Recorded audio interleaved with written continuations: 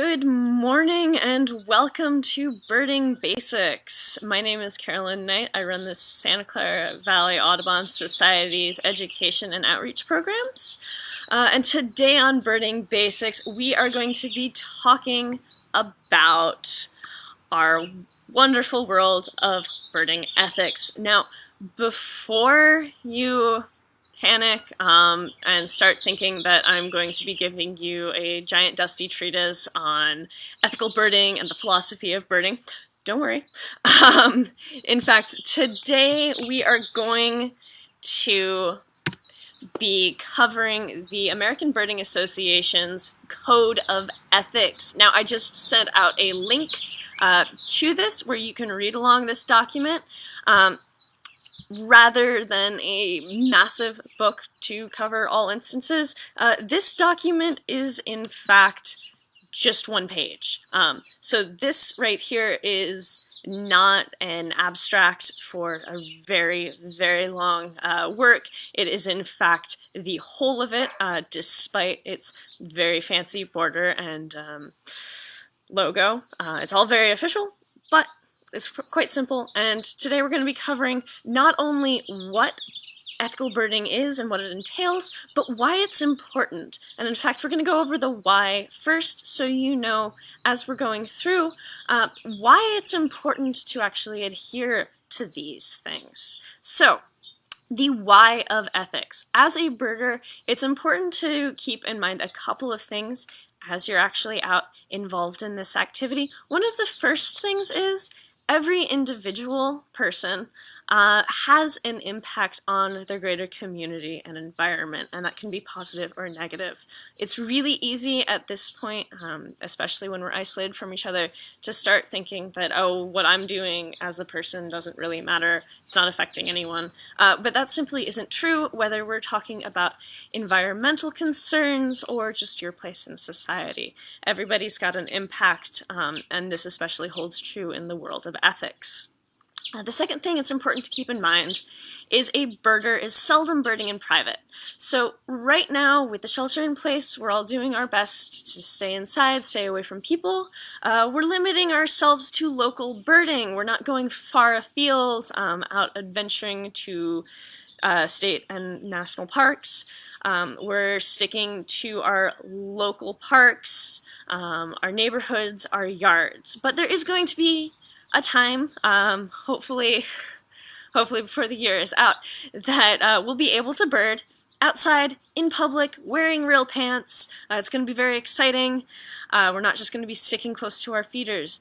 And it's important that you recognize this third thing, that birders are recognizable. Once you put those binoculars on, you've got your field guide, and you are out in the real world, you're recognizable as a birder. And because you're recognizable as a birder, you are going to be representing birders as a whole to whoever you are interacting with. And these could be just people on the street. These could be park rangers. So it's important that you're behaving in a responsible, ethical manner. And in fact, acting in an ethical manner, i.e., respecting the nature that you're observing, respecting the rights of other people to engage in other activities in public spaces, respecting the rule of law in society, those benefit you, not just because people are going to be more friendly and willing to have you bird in those areas, but it also protects the birding community as a whole. So, what are these ethics? What is actually talked about in this code of birding ethics that the ABA has put out? Now, this breaks down to 3 primary tenets, and we're going to go through them. The first one is to respect and protect birds and their environment.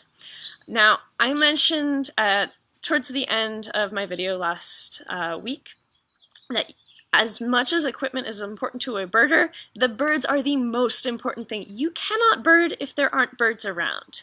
So what this first tenet of respecting and protecting birds and their environment really breaks down to is protecting birds with your behavior.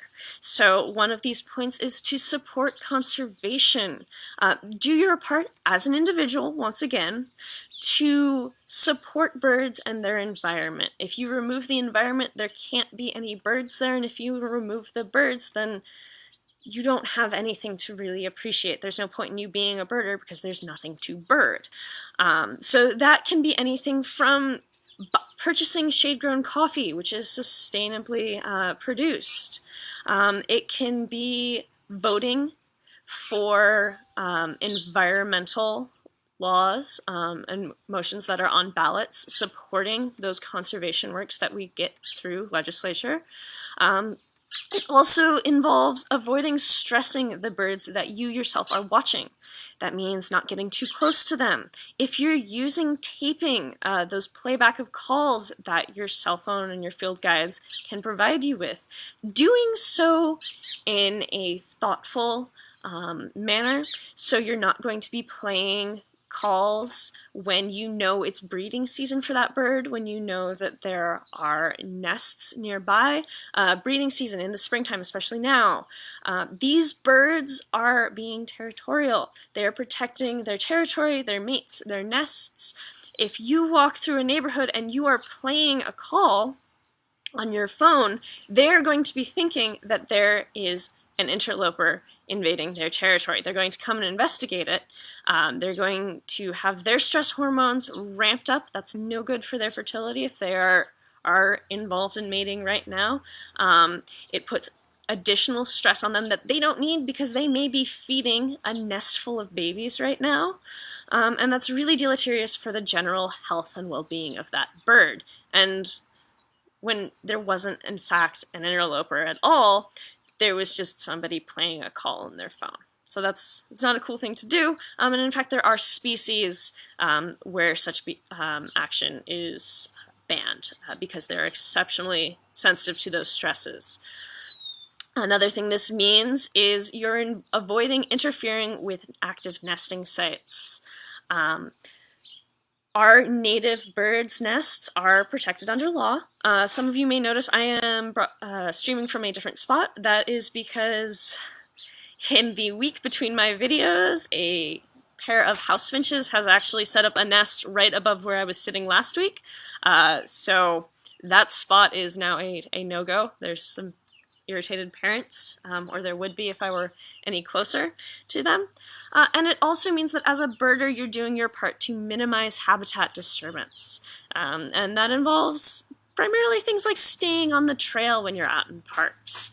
This entire tenet, this first tenet of the Code of Ethics, basically comes down to protecting the birds because you can't be a birder without them. So our second tenet for this document is to respect and promote the birding community and the individuals that make it up. This is everything from setting an example as a birder, remembering that when you are out in public, you are representing the birding community as a whole, so it's important to be respectful and behave ethically. It means that you're respecting the skills and knowledge of your fellow birders, remembering that there's always going to be somebody who may know more about a species than you do, listening respectfully, don't just dismiss them offhand. It means that you're encouraging to beginning birders.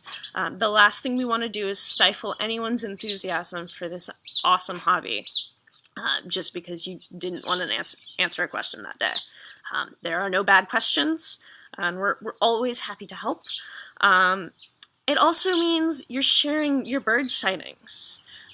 Next week, I'm going to be talking about services like eBird and listservs, why they're important to the birding community. Nobody likes it when you're hiding bird sightings, unless, of course, it's a protected species, and attracting more human attention to them would have deleterious effects on their populations, and there are birds for which that does apply. But for the majority of birds that you're going to be citing, there is no reason to not include them in your report so other people can see them. And that's also important because birders aren't the only ones that make use of things like eBird, those public reporting bird sightings websites. They are used by government agencies. They are used by researchers who are involved in the conservation and protection of these birds that we love. This means that if you come across an instance of unethical birding, you are going to be approaching them sensitively. More often than not, it was just an honest mistake. Sometimes we all get overexcited. We don't really think about our actions very much, and you're going to accomplish more by being polite, by acting sensitively, rather than simply charging up to them and telling them what they did wrong. You're not going to make friends that way. And, of course, in a group setting, it means that you're making sure everyone in your group is behaving ethically, and you're not interfering with other people's right to use that public land. You don't want to be blocking an entire trail or banning people from making use of a field if all you're going to do is bird there. They also have a right to be there. Now, our third and final tenet is to respect and promote the laws and rights of others. This splits down into two things. The first being respect private property. As birders, we've all pretty much had an instance of time where a bird that we're really excited to see, it could be a first of the season, it could be a lifer for us, darts over a fence or it's in the middle of somebody's yard and you want to get closer, you see it, you're just not quite close enough.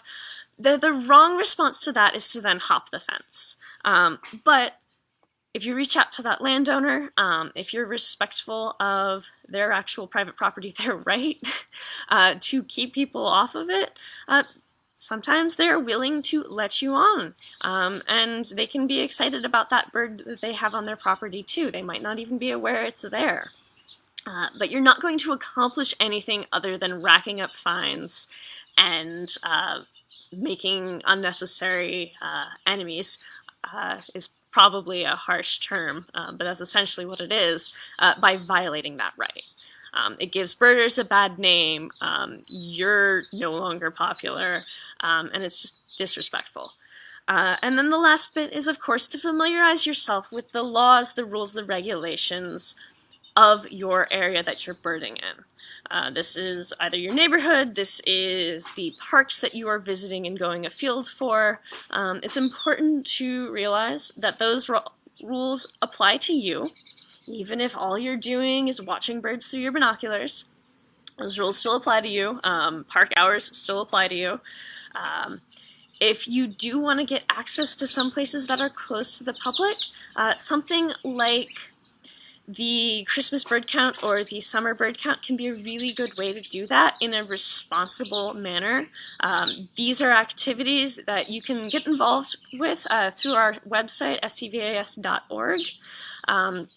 And they are annual surveys of birds, often in places that are close to the public. And the reason we can do that and send groups into those areas is, one, it's part of a larger research. It is an effort that has gone on for more than a century, collecting data. And two, and most importantly, it involves permits, which are filed with the appropriate bodies. Now, all of this ethical talk basically wraps up to come down to being respectful of the nature that you're appreciating, of the people who are around you, whether or not they are birders, and of the laws governing society. Which, when you look at it that way, isn't a lot to ask, and isn't anything that would really demand you change your behavior, but rather to just be mindful of it. So, today our backyard bird is the Anna's Hummingbird. Now, this is a female Anna's Hummingbird. She's not quite as bright and shiny as her male counterpart, but these little guys are here year-round for us in the Bay Area. They are our residential hummingbird. They, technically speaking, their habitat is open woodland, but these little dudes are present in city parks, open space preserves. They are found in your backyard. They have a crazy long breeding season, 10 months of the year. These guys are building nests and laying eggs. Their eggs are they'll typically lay 2 eggs per nest, and these eggs are about the size of jelly beans. Once these eggs hatch, it takes about a month before they fledge, and they'll be looking pretty close to the adults. Now, this is the one you might be a little bit more familiar with. This is our male Anna's hummingbird, and I do want to thank Tom Gray for providing us the photos for today's video. They're certainly better than anything I would have been able to manage with my camera. And I particularly like this picture of the male Anna's hummingbird, not just because it shows off all of the field marks of this bird to a good advantage. We've got the emerald green on its sides and back, as well as that brilliant reddish pink gorget. Those are the feathers on its throat as well as up onto the forehead. The Anna's hummingbird is our only hummingbird that has those brightly colored iridescent feathers that share the coloration of its throat up onto its forehead. Now, when I say iridescent feathers, what I mean by that is these feathers don't get their coloration from a pigment, but rather from the structure of the feather themselves. So if you were to look at this bird without any direct light hitting it, it would look like a dark, dusty gray, particularly where that red is. But the other reason I like this picture, other than the field marks, is you'll notice that this little dude is sitting on barbed wire, and I think that's a pretty good summation of these birds personality-wise. They are territorial, they are aggressive. I had a Anna's hummingbird nesting in my backyard. Unfortunately, the nest failed. It got predated upon. Probably by some other birds, but we did have some entertaining times when the mother hummingbird was defending her nest. She actually chased a squirrel across the backyard. It's important to note that an Anna's hummingbird weighs about as much as a nickel, so you can imagine this tiny, tiny ping-pong-sized bird just chasing a fully grown squirrel through the yard. The squirrel had no idea what was happening, but it was not having a good day. Now, the Anna's hummingbird, if you're wondering where that name comes from, they were named after Anna Massena. She was the Duchess of Rivoli in France, so all of these names are French, and I am absolutely butchering them. But this lady actually ended up catching the eye of multiple ornithologists in her day, including one she married, who did not end up naming the bird after her. That was done by René Primavère-Lesson, but she is whom this bird is named after. I believe the city of Vancouver took these little guys as their city bird, and they're just really excellent to watch. They're very entertaining. Their breeding displays involve some incredible diving, and they're just amazing to spot. And once you learn how to look for them, you're going to spot them everywhere at all times of the year. So, that is birding basics for the week. Thank you all very much for coming out today, and I hope you have an excellent rest of your week.